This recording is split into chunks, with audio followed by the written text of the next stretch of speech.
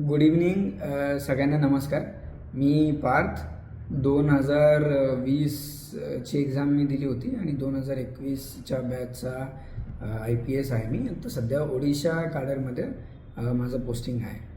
तर तुम्ही सगळे जमलेले आहात आज आणि आता सध्या रिझल्ट लागलेले आहेत, तर सगळ्यांचे वेगवेगळे व्हिडिओज आणि टॉपर्सचे टॉक, त्यांचे इंटरव्ह्यू हे सगळं बघून एकदम एनर्जेटिक असाल सगळे. तर अशीच एनर्जी आणि कंटिन्युटी ठेवा, डिसिप्लिन ठेवा. इन जनरल 2-4 गोष्टी आपण बोलूयात या संदर्भामध्ये की how to prepare for an competitive exam. मी JPCECचा कोर्स केला होता बरोबर माझ्या एक्झामच्या 1 वर्ष आधी. तर त्या कोर्समध्ये माझे काय अनुभव होते किंवा कसा मला फायदा झाला काय ते थोडंसं आपण बघूयात. बेसिक ज्या इम्पॉर्टंट गोष्टी आहेत, महत्त्वाच्या गोष्टी आहेत की ज्या इथे होतात, तर त्याचं मेन आय वुड से की I think skills, ability, aptitude याच्यावरती जो भर दिला जातो तो खूप महत्त्वाचा आहे. माझं आधीपासून असं म्हणणं राहिलेलं आहे की analysis of exam is very very important. कारण ही परीक्षा कुठे ना कुठेतरी 10वीच्या बोर्डच्या किंवा BAच्या म्हणजे वॉटेवर ग्रॅज्युएशनच्या परीक्षांपेक्षा वेगळी आहे. त्याच्यामुळे परीक्षा समजून घ्यायला पाहिजे, पेपर समजून घ्यायला पाहिजे. हा जो भाग आहे हे पण एक स्किल आहे ॲनालिसिसचं. तर हे मला वाटतं की खूप इम्पॉर्टंट आहे. And that becomes the point of difference की ज्यांना लवकर कळतं की काय करायचं आहे एक्झॅक्टली.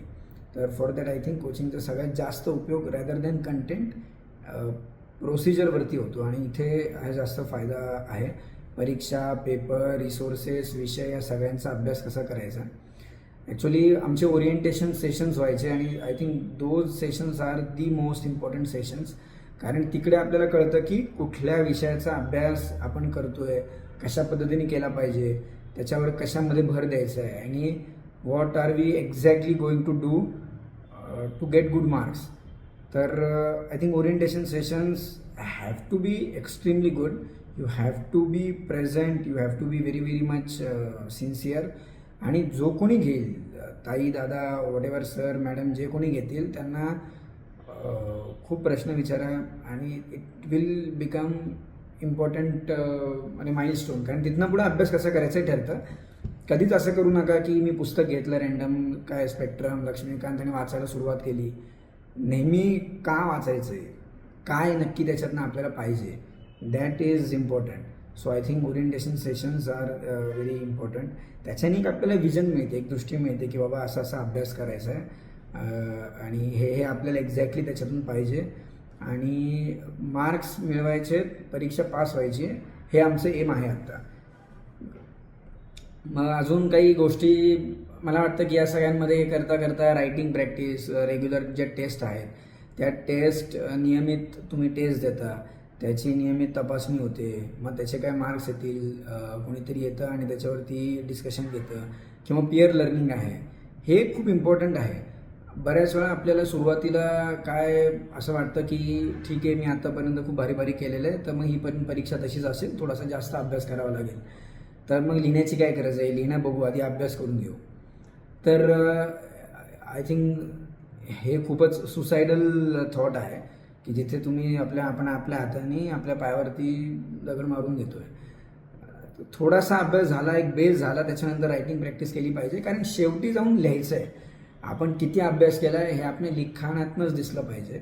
आणि हे जर योग्य वेळेला 8-8 दिवसांनी, 15 दिवसांनी, 15-20 दिवसांनी असं जर आपल्याला कळत गेलं की अरे इथं चुका होत आहेत किंवा हे करायचं आहे, तर that becomes the most important thing. आणि त्याच्यासाठी 3 गोष्टींवरती 3 स्तरांचं तपासणी लागते किंवा इव्हॅल्युएशन लागतं. एक आहे सेल्फ इव्हॅल्युएशन, दुसरं आहे पिअर लर्निंग आणि तिसरं आहे की कोणीतरी एक्सपर्ट तपासून देतो आहे.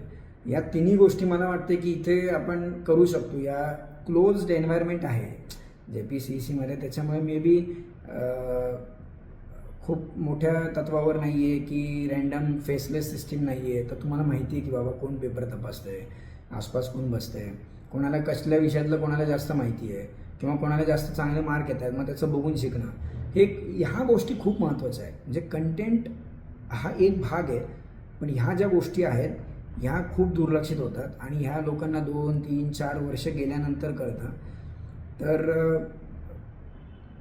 देर इज नो काय म्हणतात त्याला glory in giving 5, 6, 7 years of your life. कारण सुरुवातीला मला माहीत नव्हतं कसं करायचं. सो आधी काय करायचं हे समजून घ्या, तर कमी वेळ द्यायला लागेल.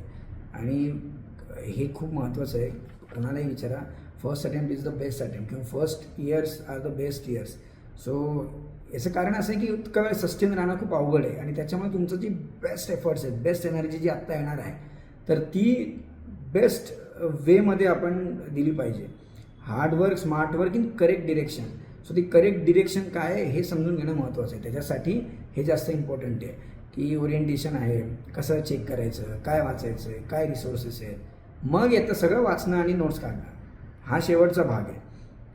त्याच्यामुळे PYQ पुढची जी गोष्ट आहे की PYQचं एक ॲनालिसिस आपल्याकडे होतं, मला वाटतं आता पण होणार आहे, ते याच्यामध्ये होत असेल तर ते पण एकदा बघून घ्यायला पाहिजे की PYQचं ॲनालिसिस जो कोणी रिसेंट एक्सपर्ट त्याच्यातला आहे किंवा ज्यांनी कोणी दिलेलं आहे, तर तसं एक लेक्चर घेता येईल. ह्या ज्या गोष्टी ह्या थोड्याशा वेगळ्या मला वाटते या कोर्समध्ये आपण घेणार आहेत किंवा होणार आहेत. तर PYQचे ॲनालिसिस मला वाटतं एक चांगलं होऊ शकेल. आणि दुसरं जे आहे ट्रॅकिंग, जसं मी म्हटलं आता पीअर लर्निंग आहे, तपासणी आहे, किंवा इव्हन सरताई पण अवेलेबल असतात. सरताई पण बोलवतात की काय आहे काय नाही, इन जनरल काय प्रश्न आहेत तर ते बघतात. हे थोडंसं मला वाटतं USP राहतील याचे. क्रिटिकल थिंकिंगचे काही वर्कशॉप पण आहेत. असं वाटतं खरं तर सुरुवातीला की अरे हे काय आहे, खूपच इरिलेव्हंट आहे किंवा नाही याचं काही वाटत आहे कुठे. बट मे बी त्याच्यातले जे एक आपण हे म्हणतो की त्याचा जो गाभा आहे तो कुठे ना कुठेतरी कामाला येऊ शकतो. मग तो CSATला असू दे किंवा इन जनरल आपली थॉट प्रोसेस क्रिटिकल बनवण्यासाठी की मी जे करतोय ते बरोबर करतोय का नाही, मी जे करतोय ते योग्य करतोय का, मग मी कसं करू शकतो, काय करू शकतो, हा जो एक बिहेवियरल पॅटर्न असतो तो खूप महत्त्वाचा आहे. बऱ्याच वेळा आपल्याला असं वाटतं की अभ्यास वेगळा आहे आणि आपण बिहेवियरल वेगळे आहे. तसं नाही. इन जनरल बिहेवियर जे असतं तसंच आपण अभ्यासामध्ये ते सिन्सिअरिटी, डिसिप्लिन, शिस्त सगळं येतं, नियमितता येते, तेवढी इंटिग्रिटी राहते. तर मला वाटतं की हे पण खूप महत्त्वाचं आहे. त्याचा जो what it implies it is very important. त्याचा जो सार आहे तो खूप मला वाटतं महत्त्वाचा आहे. स्वतःचं डोकं लावायला आपण त्याच्यामुळे शिकतोय. तर अशा सगळ्या ज्या 2-3 गोष्टी मी सांगितल्या, मी कंटेंटबद्दल अजिबात बोललेलो नाही आहे, कारण कंटेंट सगळीकडेच आपण शिकतो. बट त्या कंटेंटला कसं शिकायचं, कसा त्याचा यूज करायचा, I think that is the most important thing. आणि परत एक just revision, orientations, PYQs, peer learning, mentoring, tracking आणि असं थोडंसं सेल्फ इव्हॅल्युएशन, ह्या गोष्टी ज्या महत्त्वाच्या आहेत ह्या आपल्याला करू शकतो. बट ह्या सगळ्यांचं जो एक बेस आहे तो असा आहे की how much you are ready to give. You have to be extremely sincere, extremely discipline आणि एक्स्ट्रीमली म्हणजे इंटिग्रिटी दाखवायला पाहिजे तुमच्या अभ्यासासाठी. It is like a bonded labour. You let go of your holidays, your comforts. आणि जर तुमचं सुरुवातीचे काही वर्ष असतील एखाद दुसरं, तर मी परत एकदा सांगेन की झोकून देऊन अभ्यास करा. कारण नंतर याची ती एक कन्सेप्ट आहे, डिमिनिशिंग मार्जिनल युटिलिटी. मग वेळ आणि युटिलिटीचा संबंध खूप कमी व्हायला लागतो. एनर्जी जाते, बोर व्हायला लागतं, एक फॉल्स कॉन्फिडन्स यायला लागतो की हां इथं वाचलं, इथं झालं आहे. तेवढं क्रिटिकली स्वतःला बघत नाही आपण. सो आणि मेन म्हणजे इतकं सस्टेन करणंच मुश्किल आहे मुळात.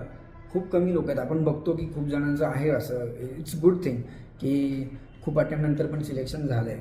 बट तो खूप टिप ऑफ अन आईसबर्ग, तर सगळ्यांचं नाही होते. मग आपण असा प्रयत्न करू की सुरुवातीच्या काळात जेवढं शक्य आहे तेवढं आपण त्याच्यावरती काम करता येईल ते करायचं आहे. This is a good opportunity, but it's on you how you use this opportunity. त्याच्यामुळे कंटेंटपेक्षा या सगळ्या गोष्टींवर जितकं फोकस कराल, जितकं तुम्ही काढून घ्यायचा प्रयत्न कराल, तितकं तुम्हाला कंटेंटमध्ये जास्त फायदा होईल. आणि मेंटल हेल्थ व्यवस्थित ठेवा. It's a bonded labour. विचार करायचा नाही, डोकं शांत ठेवायचं. जसं आपल्या घरचे जात आहेत कुठल्या तरी कामाला, 10 तास 12 तास काम करतायत, रोज जायचं, बसायचं, अभ्यास करायचा, प्लॅन ठेवायचा, चेक करत राहायचं, सेल्फ इव्हॅल्युएशन करत राहायचं. 4-5 महिन्यांनी तुम्हाला कळेल की हां आता मी खूप मस्त अभ्यास केला आहे, खूप पुढे आलेलो आहे. तर असं आहे, खूप लोड घेऊ नका, टेन्शन घेऊ नका, वेळ आहे आपल्याकडे. आणि प्लॅन व्यवस्थित करून जर लाईक केलं आपण तर होऊ शकतं. असं काही हे नाही, विषय नाही आहे, असं म्हणजे प्रॉब्लेम नाही आहे. But yes, you need to use your opportunity in a very very good way. सगळ्यांना ऑल द बेस्ट.